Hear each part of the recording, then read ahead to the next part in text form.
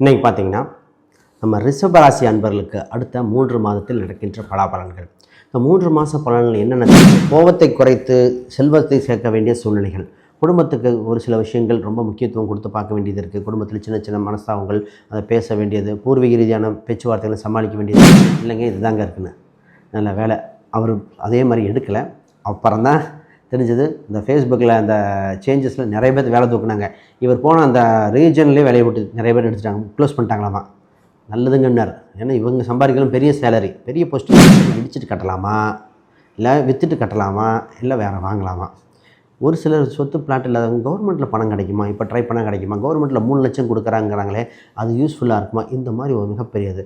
அது என்னென்னா அந்த கவர்மெண்ட்டில் கட்டும்போது ஃப்ளாட்டு சைஸு சின்னதாக 2 சென்ட் இது மாதிரி தான் வருது நிறைய பேருக்கு.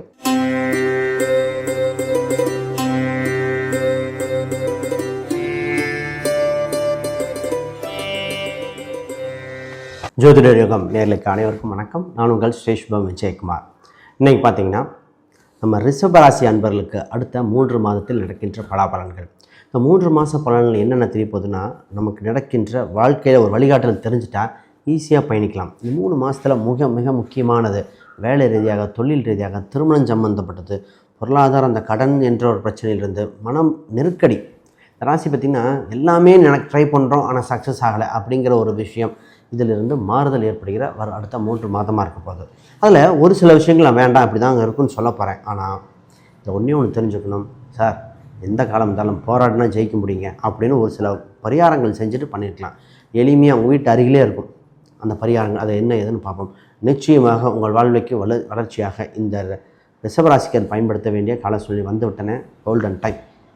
முதல்ல புதுசாக பார்க்குறவங்க சப்ஸ்கிரைப் பண்ணிக்கோங்க. கேள்விகள் சந்தேகம்னா பார்த்துட்டு கமெண்ட் பண்ணுங்கள். ஃபஸ்ட்டு விஷயம், இந்த ராசிக்கு ரிஷபத்துக்கு உங்கள் ராசியில் 2இல் இருக்கிற குரு பகவான் வக்கர நிவர்த்தி அடைகிறார். தன தானிய சம்பந்தப்பட்ட விஷயத்தில் அதிக கவனம் செலுத்த வேண்டும். சார், பணம் சம்மந்தப்பட்டது, வீட்டிருப்பு, குடும்பம் சம்மந்தப்பட்ட சூழ்நிலைகள், குழந்தைகளுக்கு செய்ய வேண்டிய விஷயங்கள், நகை சம்மந்தப்பட்ட விஷயத்தில் அதிக கவனம் செலுத்த வேண்டிய நேரம் இப்போ. இதை விட்டு அதை அடுத்து மற்றெல்லாம் பார்க்கக்கூடாது. அப்போ பொருளாதாரத்தை ஈட்டுவதற்கு வழிய வகையின்மை. கோபத்தை குறைத்து செல்வத்தை சேர்க்க வேண்டிய சூழ்நிலைகள். குடும்பத்துக்கு ஒரு சில விஷயங்கள் ரொம்ப முக்கியத்துவம் கொடுத்து பார்க்க வேண்டியது இருக்குது. குடும்பத்தில் சின்ன சின்ன மனஸ்தாபங்கள், அதை பேச வேண்டியது, பூர்வீக ரீதியான பேச்சுவார்த்தைகளை சமாளிக்க வேண்டியது. இது அடுத்து குழந்தை இல்லாதவங்களுக்கு என்னங்க பண்ணுறது? நிறைய பேர் குழந்தை பற்றி தான் வருத்தம். குழந்தை இல்லாதவங்க அப்படின்னு ஒரு சிலர். குழந்தை இருக்கிறவங்க அந்த உடம்பு சரியில்லை, குழந்தை படிக்க மாட்டேது, ரொம்ப இதாக இருக்குங்க. ஒரு ஏஜ்டு பர்சனாக இருக்காங்க, அவங்க அதே குழந்தைய பற்றி எப்படி திங்க் பண்ணுறாங்கன்னா, என் குழந்தைகளுக்கு ஒரு நல்ல கல்யாணத்தை பார்த்து ஒரு பேரம்பேத்தியை பார்த்துட மாட்டேனா, எப்போங்க இதாக இருக்கும், ஏங்க இப்படி இருக்குது அப்படின்னு தன் சந்ததிகளை நினைத்து வருத்தப்பட்டவங்க. அப்படியே ஒரு டைம் ஆகா நல்ல நேரம் வந்துருக்குடா, அப்படி தான் போல் இருக்குது அப்படிங்கிற மாதிரி ஃபஸ்ட்டு இதுக்கு இம்பார்ட்டன்ஸ் கொடுங்க. ரொம்ப முக்கியம். அடுத்து இந்த ராசிக்கு பார்த்திங்கன்னா வேலையில் என்னெல்லாம் மாறணும், எப்படிலாம் டெவலப் பண்ணணும், அது எல்லாமே இன்னும் 2 மாதம்தான். இந்த 3 மாதத்தை கடைசி அதுக்குள்ளே நம்ம வேலை மாறுதல் பண்ணிக்கணும், வேறு பக்கம் அப்ளை பண்ணுறதை பண்ணிக்கணும், புது முயற்சிகள் பண்ணலாம், வேலை இல்லாதவங்க வேலைக்கு ட்ரை பண்ணலாம். இப்போ அடுத்த கேள்வி வருது, எங்கே சார் ட்ரை பண்ணலாம்?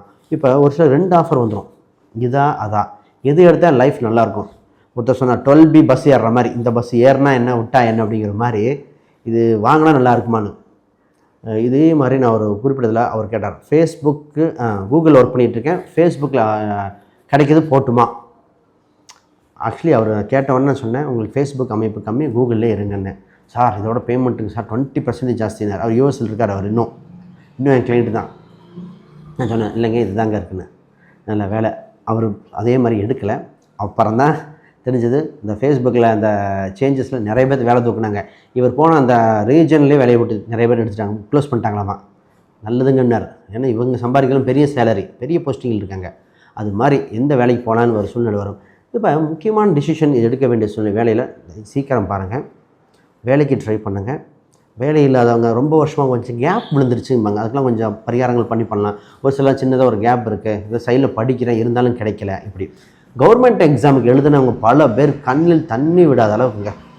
1 மார்க் 6 மார்க்கில், அதாவது அவங்களுக்கு அந்த வழி தெரியும்னு தெரியும். அதாவது 0.5 0.6 போச்சுன்னா எவ்வளோ இதாக இருக்கும். சார் இன்னும் வந்திருந்தால் போயிருக்கணும் இந்த செய்து இந்த மாதிரி. ஆனால் அதுக்கு கை தூக்கி வர்ற மாதிரிங்க, உங்களுக்குன்னு ஒரு இறை வழிபாடு ஒரு கையில் ஒன்று வச்சுக்கிட்டா. பொதுவாகவே ஒவ்வொருத்தருக்கும் ஒவ்வொரு துறையினருக்கும் ஒரு சில கடவுள் வழிபாடு. ஒரே ஜாதகருக்கு துறை மாறும்போது கடவுள் வழிபாடு மாறும். அது எப்படிங்க மாறும்னா, கல்யாணம்னு 7ஆம் பாவம், அதுக்குள்ள கிரக அமைப்பு வேறு, நான் பிஸ்னஸ் பண்ணுறேன்னா 10ஆம் பாவத்தை பார்க்கணும். அதுக்குண்டான கிரக அமைப்புகள், அது பார்க்கின்ற, சேருகின்ற, கூடுகின்ற கிரகங்கள். 6ஆம் அதிபதினா அது வேறு. 2ஆம் அதிபதி பணம் காமன், இது மட்டும் காமனாக எல்லாத்துக்கும் வரும். அப்போ ஒவ்வொரு இதுக்கு தகுந்த மாதிரி மாறும். இப்போ நம்ம நியூமராலஜி சூஸ் பண்ணும்போதே கேட்பேன், நீங்கள் என்ன ஃபீல்டில் பண்ணிட்டுருக்கீங்க? வண்டி வாகன நம்பர் கேட்டு வருவாங்க, ஃபோன் நம்பர் கேட்டு வருவாங்க. அது அடுத்தது முக்கியமாக இதுக்கு வருவாங்க, எப்போவுமே இந்த வீட்டு ஃப்ளாட் நம்பரை குறிக்கிறது. இப்படிலாம் வரும்போது அவங்க பேர் என்ன, ஜாதகம் என்ன, தசாபத்தி என்னது இப்படி எடுத்து பார்க்கணும். அந்த மாதிரி சூழ்நிலைகள் வருது, பார்த்துக்கங்க. இப்போ நிறைய பேர்த்துக்குங்க சொத்து வாங்கின ஒரு எண்ணம் வந்தாச்சு. இருக்கிறத இடிச்சிட்டு கட்டலாமா, இல்லை விற்றுட்டு கட்டலாமா, இல்லை வேறு வாங்கலாமா? ஒரு சிலர் சொத்து பிளாட் இல்லாதவங்க கவர்மெண்ட்டில் பணம் கிடைக்குமா, இப்போ ட்ரை பண்ணால் கிடைக்குமா, கவர்மெண்ட்டில் 3 லட்சம் கொடுக்குறாங்கிறாங்களே, அது யூஸ்ஃபுல்லாக இருக்குமா? இந்த மாதிரி ஒரு மிகப்பெரியது. அது என்னென்னா, அந்த கவர்மெண்ட்டில் கட்டும்போது ஃப்ளாட்டு சைஸு சின்னதாக 2 சென்ட் இது மாதிரி தான் வருது நிறைய பேருக்கு. கொஞ்சம் பார்த்து கட்டணும், அதை பார்த்துக்கங்க. அப்போ ஏன்னா அதில் கட்டும் பொழுது நிறைய வாஸ்துக்கள் பார்க்க முடியலை. வாஸ்து உங்களுக்கு பல வாய்ப்புகளை திறந்து தரும், அதுதான் புரிஞ்சுக்கணும். வாஸ்து தவறிய வீடு, வாய்ப்புகள் தவறவிட்ட வீடு. நான் அடித்து சொல்லுவேன். ஏன்னா நான் வாஸ்துவில் என்னோடய வீடியோஸ்லாம் பார்த்திங்கன்னா எத்தனையோ லேக்ஸ் போயிருக்கு. ஏன்னா நான் வாஸ்துவில் ரொம்ப வருஷமாக எக்ஸ்பர்ட்டாக இருக்கேன், இப்போ பார்த்துட்ருக்கேன். இதில் என்ன சூட்சமம் என்னென்னா, வாஸ்துங்க நம்ம உடம்பு மாதிரி.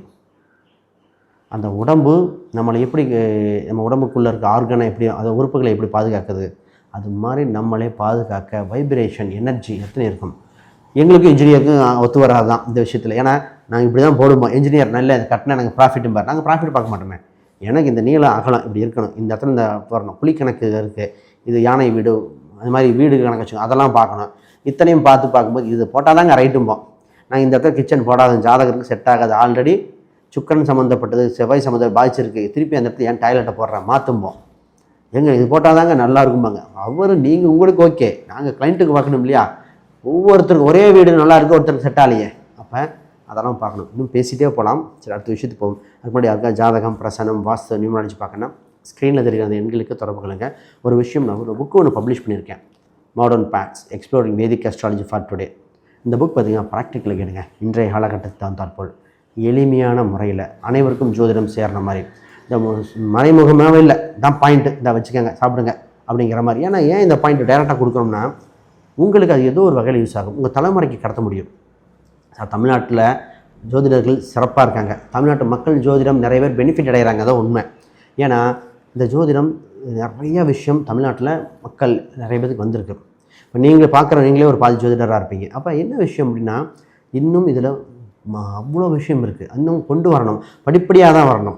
அப்போ புக்கு படிக்கும்போது சூட்சமங்கள்.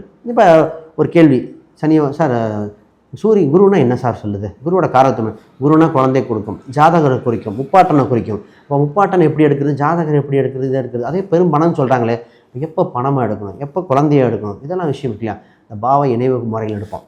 இப்போ முக்கியமாக இன்னொன்று பார்ப்போம். பிஸ்னஸ் சம்மந்தப்பட்டது நிறைய பேருக்கு கோல்டன் டைமாக இருக்குது, பிஸ்னஸை டெவலப் பண்ணணும். உங்கள் ராசிக்கு 10ஆம் இடத்தில் ராகு பகவான், இப்போ சூரியன், செவ்வாய், இந்த கிரகம்லாம் இருக்குது. ஆப்பர்ச்சுனிட்டி அள்ளி வருகிற காலகட்டங்கள். இதில் என்னென்னா, ஃபஸ்ட்டு உங்களுக்கு வேலையாக பிஸ்னஸாக ஃபஸ்ட்டு தெரிஞ்சுக்கணும். வேலைன்னு வந்தால் மட்டும்தான் பண்ணணும். நான் ஒரு சிலருக்கு வேலைக்கு மட்டும்தான் பண்ணுங்கள், பிஸ்னஸ் பண்ணாதீங்கன்றேன். ஒரு சிலர் பிஸ்னஸ் பண்ணுங்கள், வேலைக்கு போகாதும்பாங்க. அதில் சொன்னேன், நான் வேலைக்கு போனாலும் எனக்கு மரியாதை இருக்குமான, பிஸ்னஸ் நல்லா இருக்கேங்கிறார். ஏன் அப்படின்னா, அவருக்கு 6ஆம் பாவம் சம்மந்தப்பட்டு அதோட கிரக அமைப்புகள் இல்லை. அவருக்கு கிரகங்கள் வலிமையாக இருக்குது. இவர் 10 பேர்த்தை மெயின்டைன் பண்ண வேண்டிய ஜாதகராக இருப்பார். அப்போ வேலையாக பிஸ்னஸாக என்ன தொழில் எடுத்தால் நல்லாயிருக்கும்? கூட்டு தொழிலாக தனியாக குடும்பத்தோடு செய்யலாமா, இல்லை ஃபேமிலியை போட்டு செய்யலாமா, நான் வேலைக்கு போயிட்டுருக்கேன், பேரலாக பண்ணட்டுமா, ஆன்லைன் ஹெல்ப் பண்ணுமா, இல்லை வேலையாட்கள், இது மாதிரி பல விஷயத்துக்கு தெரிஞ்சுக்கிட்டிங்கன்னா யூஸ்ஃபுல்லாக இருக்கும். இப்போ உங்களுக்கு ஒரு ஆல்ட்ரேஷன் பண்ண வேண்டியது இருக்குது, அது என்ன ஏதுன்னு பார்த்து பண்ணுங்கள். பூர்வீக ரீதியான சொத்துக்கள் சம்மந்தப்பட்டது, பூர்வீக பேச்சுவார்த்தைகள், நகைகள் நல்லாயிருக்கு. அடகு வைத்த பொருளை மீட்டக்கூடிய அம்சம் வந்துவிட்டன. குழந்தைகள் சம்மந்தப்பட்டது பேசியிருக்கேன், அது என்ன ஏதுன்னு கவனிங்க. ரைட், வேறு ஏதாவது கேள்விகள் சந்தேகம்னா கமெண்ட் பண்ணுங்கள். புதுசாக பார்க்குறவங்க சப்ஸ்கிரைப் பண்ணிக்கோங்க. அனைவருக்கும் வணக்கம், வாழ்த்துக்கள்.